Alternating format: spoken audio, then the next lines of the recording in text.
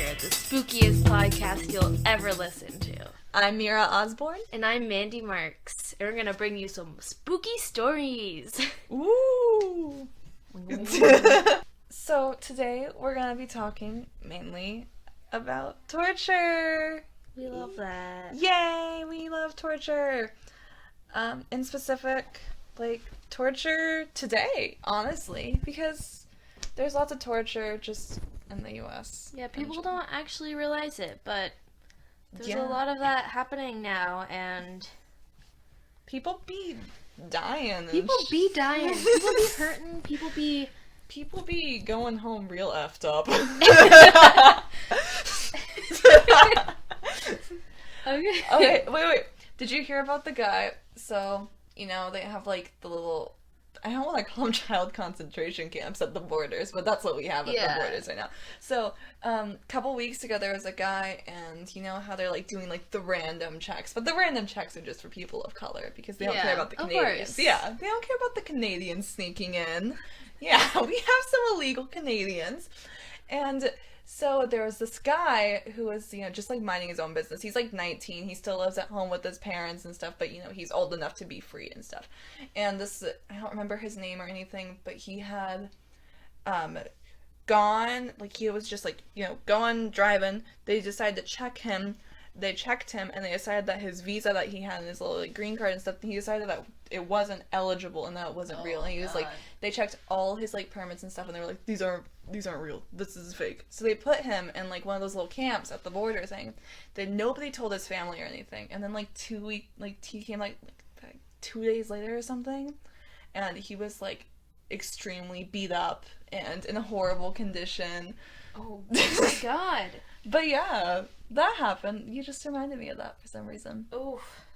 Well, that is a great opening for our question. Our question today is basically surrounding, is the use of torture worth the psychological effects on both the instigator and the victim?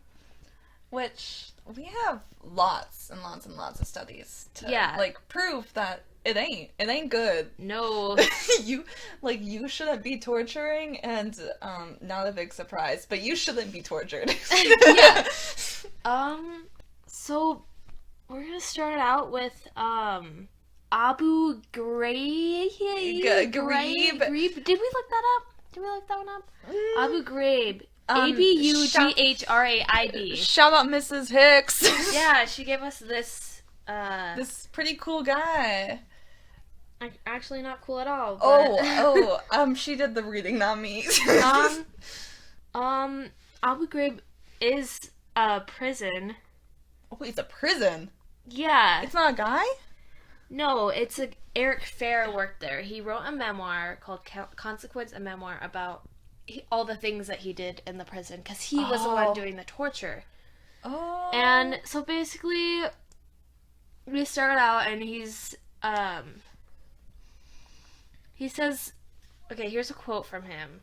He said, "The idea that there's interrogation, then enhanced interrogation, and then torture, there is no middle ground. Torture is an enhanced interrogation." So, they call enhanced interrogation a different stage? But yeah. It's the same. Oh. It's a fancy word that makes it seem cool. It's questioning them while threatening them and stuff. Yeah. It's not actually it's not physically. Except it is. Ooh. He said, "We hurt people, and not just physically. We destroyed them emotionally, and I think at the very least, it's a punishment for us that we suffer some of those consequences too." Dang. And so he was employed by a private company under contract to the military. And was in the military, obviously, but, So is this an entire military thing? yeah. Ooh-hoo-hoo. Let's... And so basically everything he did was because he didn't want to defy his alliance to the military and being a soldier. Which is kind of... So, I'm not sure when this happened, but in 1963, when was the Abu Ghraib thing? Let's see... 2004. Okay, whoa, that doesn't make any sense. Okay, so in 1963 there was an experiment, basically confirming that this ish would happen.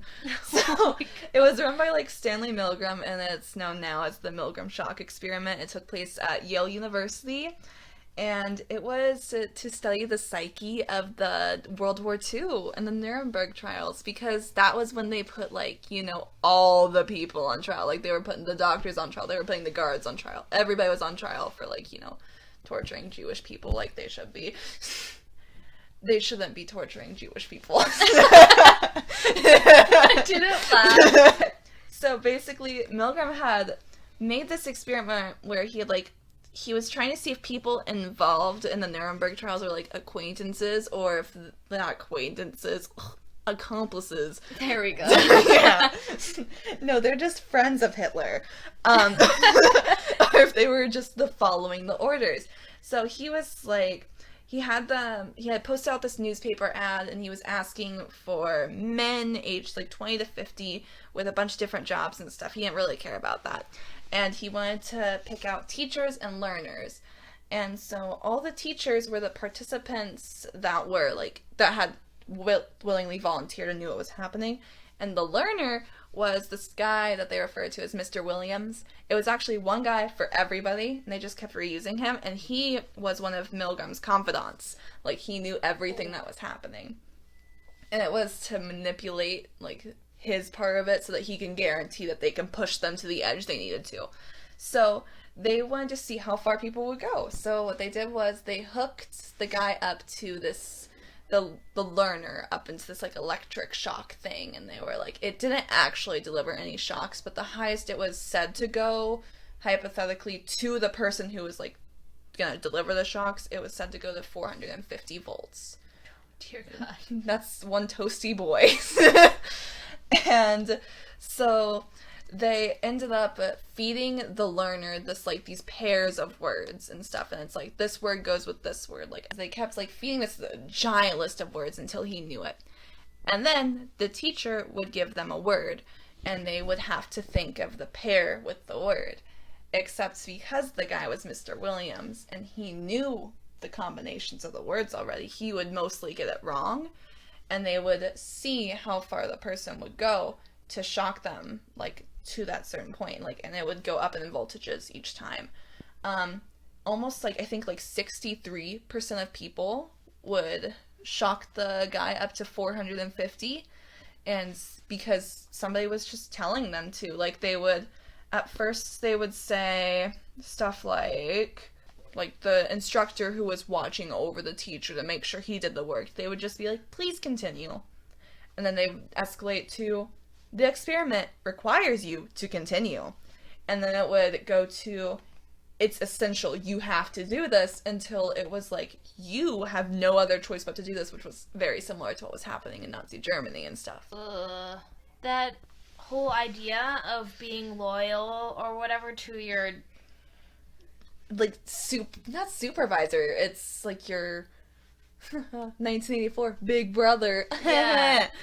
Just following what people or, like, are telling you to to your do. country. Like, Yeah. it's mostly soldiers trying to prove their Their dedication. They're like, hey, I know I signed up for this, but you guys want me to go further? Okay, I'll waterboard this guy.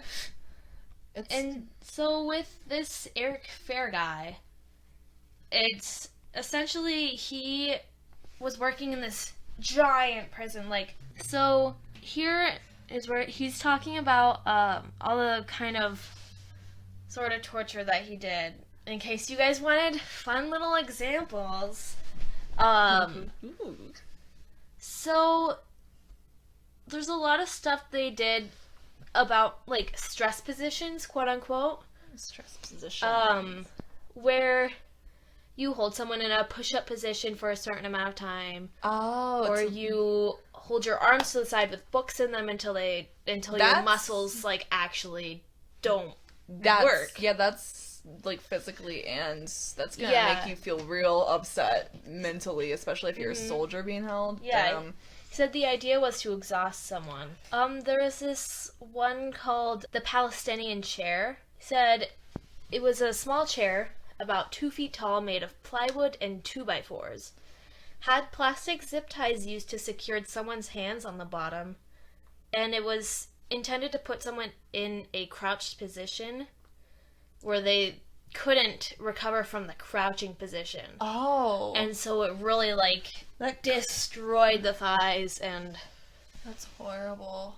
It was until they gave answers, until the interrogator decided that it was good. He said that he and his friend went in the Palestinian chair to get a sense for what it was like, and they didn't even last a minute. Oh my god. That's a lot. Like, that's a very short amount of time. Mm-hmm. Like, that's gotta be a lot of pain.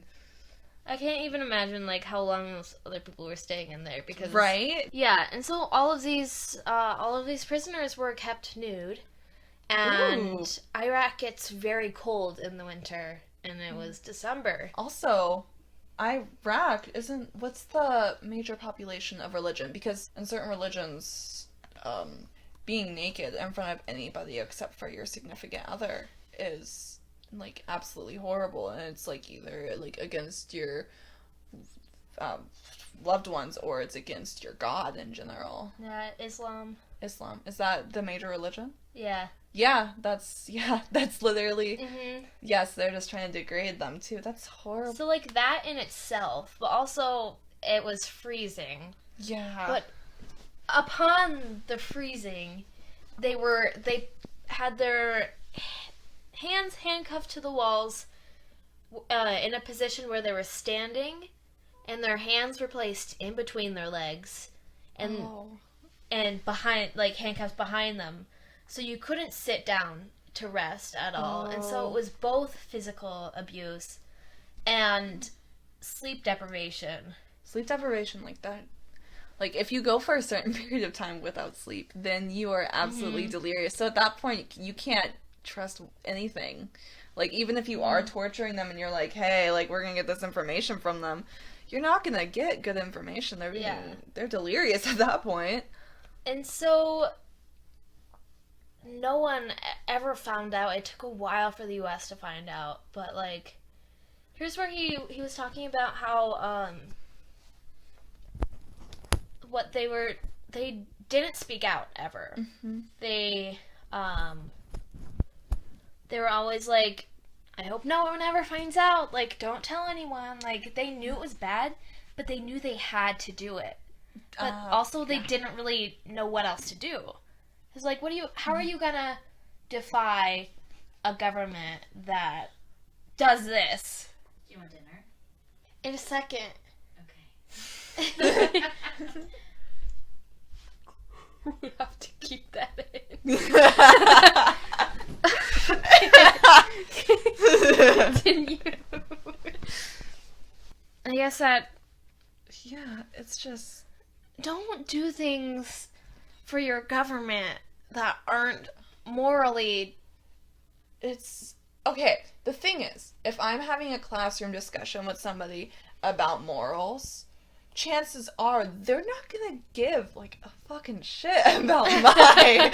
I am so sorry, Mr. Thomas. They are not gonna give a shit about what I say. They're not. They're gonna see what I'm saying as, like, their opposing view. Maybe some of you listening to this are. Maybe you're like, oh, we should be torturing. But, these are my opinions. These are our opinions. My opinions as well. Yeah. Because I don't think you should kill entire populations. And I don't think you should, like, put someone to the brink of death making your for government making you do it. And it's like, why would you do it for your government when you're, like, in a classroom setting and your teacher has a certain set of morals and you have a completely opposite set? You're not going to change your set of morals because your government teacher said this. I know. And it's just like, what? The government is just one giant government teacher. Yeah, this is dumb. Damn, anarchy sounds real good about now. Yeah, hello? So apparently Donald Trump suggested that waterboarding isn't torture. Really? And neither is so much worse. Those are exact words. It has so much worse in quotes. Oh my god. Imagine. I'm not gonna go into that, but wow. Wow. Imagine saying that. That, oh my god. They probably did waterboard people. Says, I think that the minute... This is a quote, by the way. I think that the minute you violate another human being's will, as Americans, we have an obligation to call that torture. There we go. That makes sense. Heard it here second, folks. That makes like a lot of sense because your will is more than that's your entire being, and once you destroy a person's like their core central beliefs, you're torturing them. Yeah, once your will is violated, you're not psychologically what's the word? Stable? Sound, yeah. He did have a section where he was like, is torture effective? Which I think is something we really need to... I think that's extremely up in the air. Yeah. I think... So, this is more true crimey. There was... I can't remember the names of the boys. It was an extremely famous murder story. It was with 3 little boys. It was absolutely horrible. But they had manipulated these people, like, psychologically into confessing to murders that they hadn't done. And, like, it was just, like, how they were putting it and stuff. Like, if you put something a certain way, if you manipulate them enough, if you make them feel a certain way enough, they're going to do what you want them to do. It's just, you're not gonna get the actual results. Like, they didn't catch the actual killers, they caught fake killers. Mm-hmm. And then they had them in prison for years, and then the fake killers got released because, they didn't do anything. Yeah. And then you still have the real killers. It's just like I'm hoping for some sort of result so we can feel good about ourselves, but we didn't actually do anything. You can feel good about it when it's not you. Yeah. From a soldier that did this stuff, he says, I refuse to suggest that torture is successful on any level. That's... okay. So, I can sit here and, look at myself and be like, I can say that. But, when you do that shit and then you admit it... Yeah. You admit that what you did was completely wrong and you admit that, against your government, damn. Hit deep. That's... This guy. I mean, no claps for the torture, but claps for the admitting it. Yeah. Because that takes a lot in itself. Yeah, most, detectives and stuff and, modern day society won't say that they were wrong. Or they won't say that they're wrong humbly. Yeah. They'll be like, well, that's how it be in this time. Yeah. I mean, you can argue that having a soldier do this to someone else is... by technicality, torture. You could. And then you could also, I could see the argument being manipulated towards, well, they're trained like this, it's, yeah. It's not torture, it's what they have to do. Everybody knows what they're getting into, the person that's doing it knows what they're getting into. The people that are fighting on the other side know it's a possibility. But in the same way, you're not doing anything good for either side. You're not you're hurting the other side, which, yeah, you want to hurt the other side. I get that. I get that part of war. I don't like that part of war, but I get it. It's just, there's so many, you don't have to waterboard somebody or make them sit in a crouch until they give out or find ways to manipulate them. There's other ways of getting information. I'm not saying hack into their system, but maybe hack into their system. Yeah. I guess, huge underlying thing is that, people think the government is so powerful enough to change what they think, making them do this to people. Yeah, it's... if you think that the government doing this stuff is alright, and then you continue to do it... Right? It's just... It's it doesn't make sense. And it doesn't make sense because, if I held you hostage or something, and I made you do that shit, and I was just, asking you, let's say you, stole my boyfriend or something, and I hold you hostage because of it, how cute. And, if I held you in that that chair, and then the cops found out or something, inevitably, and we were testifying in court, no doubt what I would be doing would be torture, but because it's a part of the military, because it's a part of our government, and because it's to people who are not a part of our society, it is okay. But when, like, I do it, or when North Korea did it to, I think his name is Otto, that kid that ended up, like, they ended up being tortured and eventually, like, brain dead when he was sent back to America, when they did it, it was wrong. So then, and I do it, it's wrong. But when the government does it, it's okay. It doesn't make sense. Yeah. This takes me to the Hofling Hospital experiment. Mm-hmm. This happened in 1966, I believe. So this guy, he took 22 real nurses, and they were asked to administer this drug it was a fake drug to a patient. Mm-hmm. And the drug, supposedly, it said the maximum dosage was 10 milligrams. But the doctor told them specifically to give them 20. that was a bit too suspenseful for me. Yeah, that was a bit. I was expecting like 100. 20, which is it's double the maximum. I mean, yeah, it's double the maximum, so it's a lot. But like probably lethal if this drug was real. Yeah. And 21 out of the 22 nurses did it. Damn. 21 out of 22. And so it's the authority. It's the authority. That's the problem here. Yeah, it's a sense of power, and it's not even like, it's like the doctor, I imagine, for like, if they're just like doing that trial and like only one person doesn't do it, I'm imagining the doctor is not like, well, I'm your like a supervisor and stuff, you have to do what I say. I imagine it's just literally like the nurses not having like us like feeling inferior. Yeah. Without anything being established, like how people feel inferior to like their government or their teachers and stuff, and they feel like they can't say their opinions because of it. Yeah, it's on a smaller scale. Everyone knows that the doctor is like usually is superior in a sense, like in the hospital. Like, but you have to question that. Yeah. It's like, you have to... The reason that nurse went to school was so that she can know these things. She could administer anything. Like, if she could just walk in and have, like, the doctor be like, hey, administer this, and, like, she could follow those instructions. You go to nursing school to learn this thing. You learn about dosages. So, the shit's wacky. And that's what I'll say. I feel like... So, let's say that this weren't an experiment.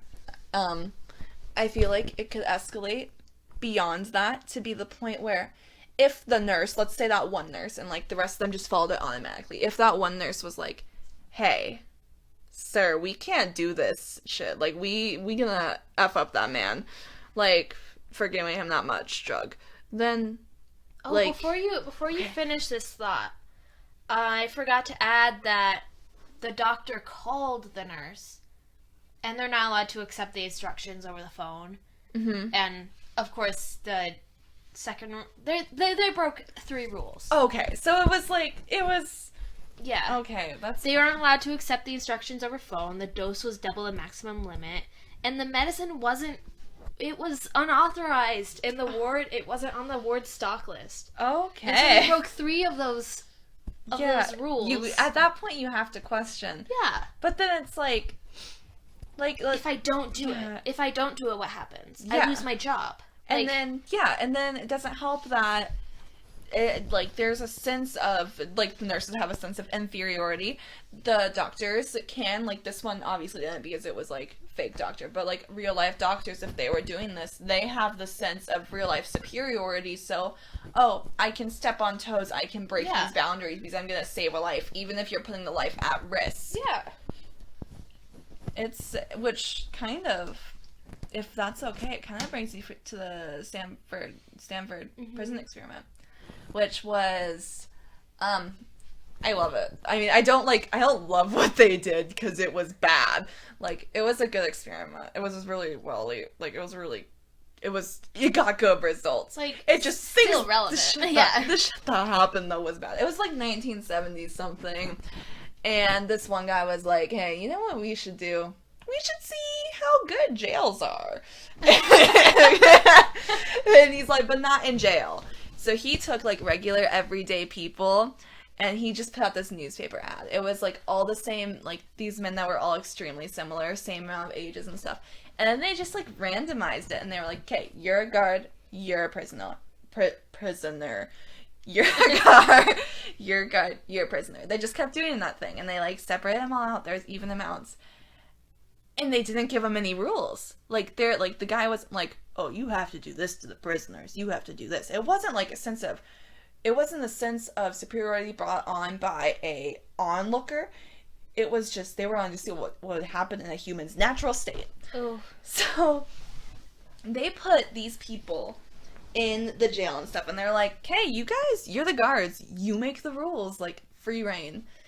And almost immediately they started torturing them. Like, not like they weren't like waterboarding them, and they weren't like doing like the rat torture stuff. They were like degrading them. They would like make them strip and search them. They would take away their like food and stuff. Like they ration their foods, and it almost immediately like it brought out like this animalistic side of the guards, and in consequence the people were animalistic. They refused to refer to them by their names. Actually, the guards refused to use the names of the people. They gave them numbers. Oh my god. And it got to the point where people, after they got out, felt like they were nothing more than a number. And they wouldn't respond to their name. One guy, they were like 2 days into the experiment. 2 or 1 day. And one of the guys, like, they were told they could leave at any time. But most of them didn't feel like they could leave, except for one guy who requested to leave. And he thought it was real. Like, he had convinced himself that was real in the 2 days, because of how bad the torture was, that he was going to get help. And they brought in a priest at one point. They had like the people talking to the priest with the prisoners in specific, and the prisoners, like, they just felt so alienated and all, and it had to be shut down after 7 days. Oh my god. Because there were prison riots, the guards were beating the people, and they were starving the people. And they were all, like, the same height, all the men, which I feel like is a very necessary thing, because usually, like, height is a big thing that plays into account. Like, people are like, "Oh, he's taller than me, he's superior to me."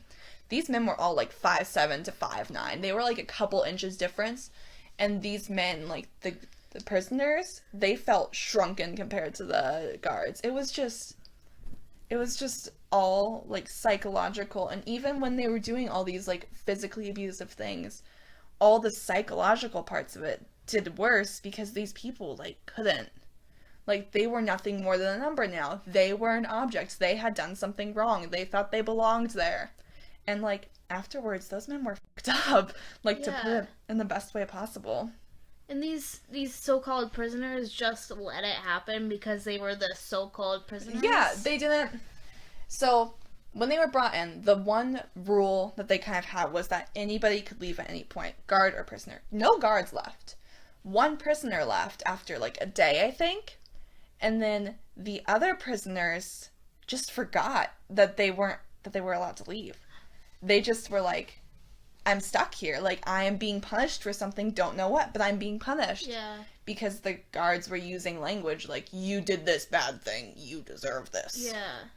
And it was just all this psych. It was a really rough experiment, but it showed a lot. Like, it had to be stopped after 7 days. Like, that's 7 days in a fake prison that was actually extremely similar to the conditions of a real prison at the time.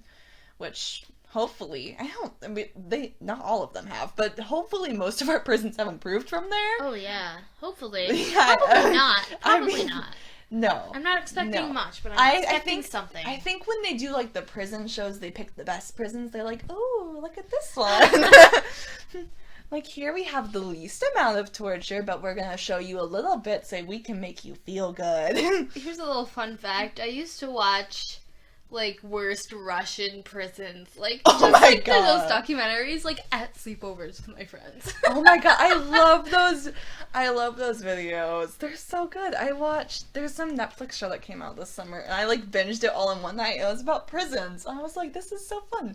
Intriguing, but also I don't want to stay there. Like, ideally, I would stay in my own bed and sleep and some eat prisons food. actually aren't really prisons. Like outside of this country, like some places do like rehabilitation centers that are prisons. Which is what we need. I'm not gonna. That's not the point of this show today.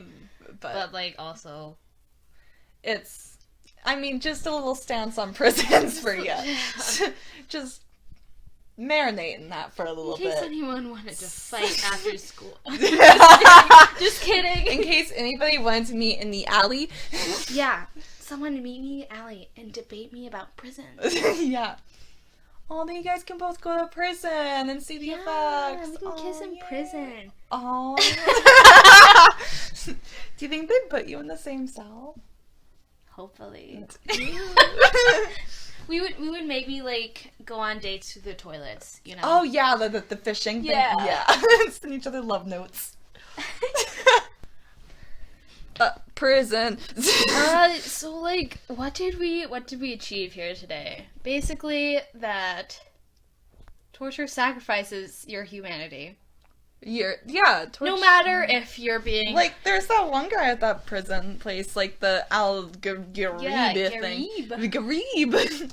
Like, he proves that he obviously didn't come out okay. He had to write a whole book to get his feelings out. He probably is in therapy right now. He was psychologically damaged, and I can't even imagine the people that he made do those squats. Right? Imagine, like, honestly, like, that's so bad, too, to imagine that, like, how he feels bad for himself, but, like, imagine how bad you made those people feel, like, damn. And there's not... Okay, I know this is not important, but there's no spotlight on any of those people. They're all anonymous. Like, they probably don't even have names, like, written down anywhere. They probably, honestly... They're probably just somewhere, like...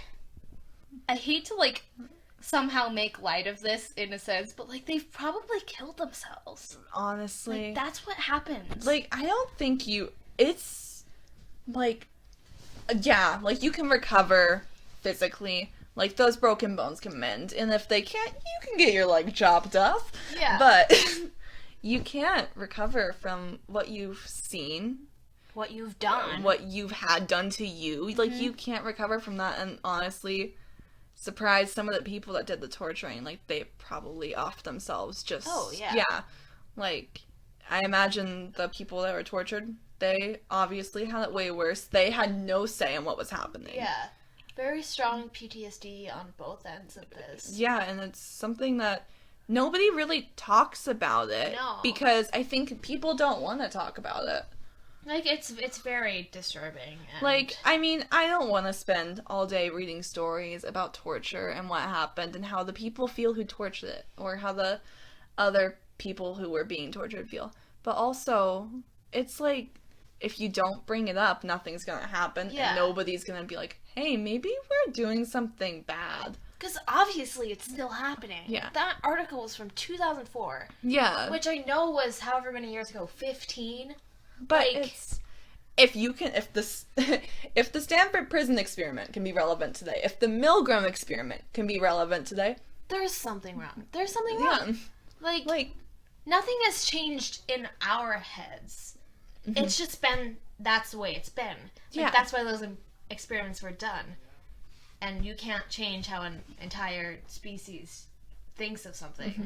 And that's why it also, like... when somebody goes to prison or something, that's why when they get out, even if they've been in jail for like a couple days, even if they're on probation, like, that's why they come back and they still are messed up. Like, that's why that's why they go back to doing the same thing, because they've seen the bad side. It can't get worse than that. Mm-hmm. They're already broken, and that vice they needed before for some other reason is now needed even more to fix what they've seen in prison or in war, which war isn't good. Yay!